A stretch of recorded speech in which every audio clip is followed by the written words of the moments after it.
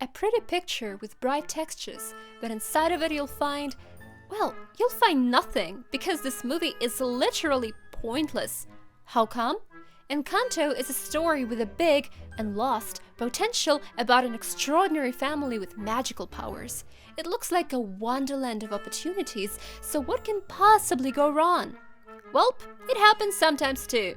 In the beginning, I like to describe the positive aspects. As expected, Encanto features beautiful 3D animation. There are funny and cute moments here and there. The soundtrack isn't the best, in my opinion, but some lines are catchy and you may see some decent choreography. Also, huge thanks from me personally for using the name Isabella, and especially its short form Isa. That is really cool. Alright, that's all. The plot is rather plain and simple, and you can almost retell the whole story this way. There's a seemingly successful family that's actually rather problematic, and almost everyone hates on Mirabel for having no superpowers. She notices that their smart house is crumbling, then speaks to various members of the family, argues with grandma, the house falls apart, but gets rebuilt. A problematic family instantly turns into a happy one, as it seems. The end. There's no exciting adventure or deep drama here. I myself was utterly shocked when I realized that all action that there is in this movie is about moving around the house and chatting with someone. As for the magic, I do understand that every universe has its own rules and sometimes it's hard to find a rational, logical explanation for them. But the magic of Encanto is one big flop and a plot hole. Why did this particular family receive the magical gifts? Where did this magic come from? Could the family survive without it, because at the end they rebuilt the house just like that and didn't seem to be helpless? Just a fun fact, imagine, we have a very own poison ivy here that can grow flowers, plants, trees, and literally anything and anywhere with her psychic power. She doesn't even need stems or soil for it. The flowers appear out of nothing. There are also giant trees, flexible lianas that can grab, push, and carry something, and also carnivorous plants. I won't be surprised if Isabella could create plant people like in Sims. It'd be just like Elsa, who originally had ice and snow powers, but then started to create dresses. When screenwriters go wild and just make their characters almighty mutants. So we have Isabella with such versatile powers, and at the same time, the other girl can hear things from afar? But even here, the creators managed to mess up, because if Dolores was able to hear how Luisa's eye twitched, she could have heard how Bruno moved around the house and had parties with rats, and how their grandmother talked to herself about the disaster in the house. But of course not. Dolores mustn't interrupt the narration. Only little Thornberry can activate his power to find Bruno at the same time as Mirabel. And finally, the main question: what this entire film has been made for. What's wrong with Mirabel? Spoiler alert, you'll never find that out. This product is so lazy that there are no answers provided. In the comment section, people usually share interesting Easter eggs, discuss the meaning of metaphors and the symbolism of certain features, dig deeper, but in this case, people are simply trying to figure out what this movie was all about. What message did the creators want to convey? There are plenty of theories concerning Mirabel. She has no gift, she's the spirit of the family, she's a friend of the house, she's the candle, she's the gift, she's the miracle, she's the power socket. Who is she? The creators don't even end their own story. I'll tell you why later. Just imagine if other films ended like this with no explanation. We'd never find out that Vanellope glitched because Turbo wanted to erase her file and damaged it. That Louis from Meet the Robinsons wasn't being chased by a random creepy man.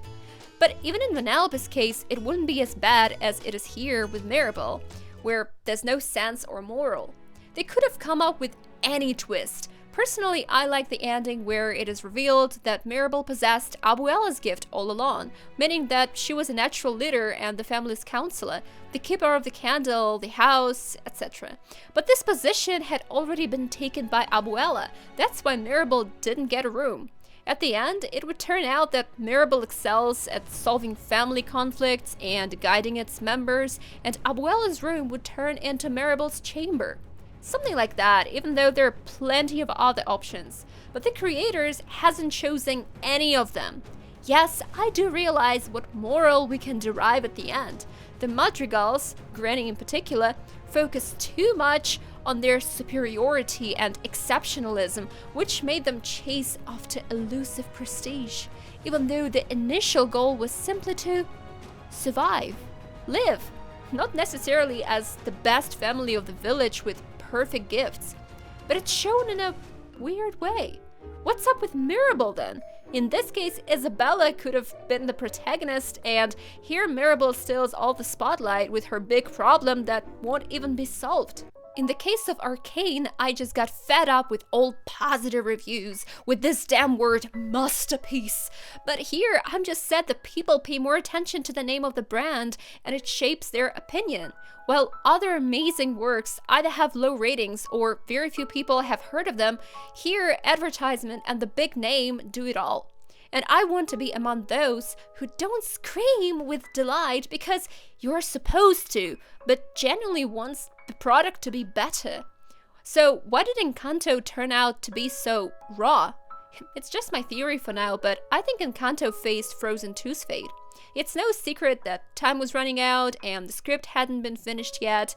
That's why they had to hurry and didn't take their time to properly finish the story. We've never missed a release date, and there's no way this is gonna be the first one. It's like the thought of delaying this movie that is suffering from significant story issues and putting a lot of pressure on the crew is never brought up in this entire documentary series. For how surprisingly revealing and honest this documentary is for the most part, at no point does anyone even remotely mention the possibility of pushing the release date back. Here, I suppose it was more or less the same. How do we make Abuela and Mirabel reconcile? Well, just let them talk and hug. How do we help Isabella? Well, let her grow a cactus, sing a song, and go berserk. And so on and so forth. It feels like there was one idea at first, then they switched the concept, and eventually it all got mixed up. The topic of family and relationships here is portrayed ridiculously. Guess how family problems get solved according to the authors? They don't. They just disappear. Mirabel approaches Luisa, asks her about the house, and the latter has a sudden urge to overcome musical therapy. I am a huge nerd when it comes to musicals, and I'm the opposite of a critic who'd add one scene just because it's a song. But in my opinion, musical numbers need to be organically intertwined with what's happening. And here, these unexpected songs just exist because they had to insert them. Don't sing. It's okay. Let's just walk. Can we walk? Next one, Isabella, and it's one shock of a content. The sisters quarrel, Mirabel only wants to hug her, as if it would magically solve the problems, but okay. And then Isa suddenly starts to sing. It looks ridiculous, as if at first Isabella was like, "Oh no, go away, I hate you, as always." And then 2 minutes later, I've been dreaming. although, hang on, why not sing you a song where I'll go through a fundamental transformation for no reason and open my heart to you? Even Mirabel is like, "No, please. Stop it. Get some help." Don't sing, I just wanted to hug you." And she doesn't even do or say anything to encourage Isabella, so why does the latter thank her at the end? In fact, this whole Issa twist makes little sense and seems far-fetched. She truly acts like a perfect queen and scolds Mirabel and then rotates 180 degrees? Not believable. And finally, the pearl of this film, Grandma. So they want to tell us that Abuela despised and humiliated Mirabel for all these years. Then they had a fight and the house crumbled, and only after that did Abuela change her point of view and supported her granddaughter. What? And the funny quirk of that film, flashbacks that show us what we already know without revealing any extra information. The only thing more powerful than that is Bella's flashback about the scene that took place a minute ago. Oh, there's also Bruno, and his conflict is resolved in a clownish way.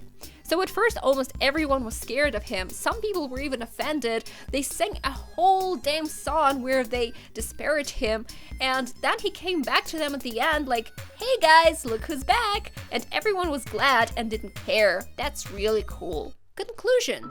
The directors didn't manage to create a truly amazing story. There was huge potential, but it was wasted. The film is neither a thrilling adventure, nothing is happening, nor a family drama, characters improve for no reason, nor a magical fairy tale. The story is incomplete, and it's a pity that the fans have to figure everything out themselves, like in Issa's case where she just randomly makes a huge life change. Disney shouldn't push its workers to their limits where they don't have enough time to finish everything and release a true masterpiece. That's why I wish them success and inspiration this year, and may screenwriters, animators, and composers work together and strive for the good result and not speed.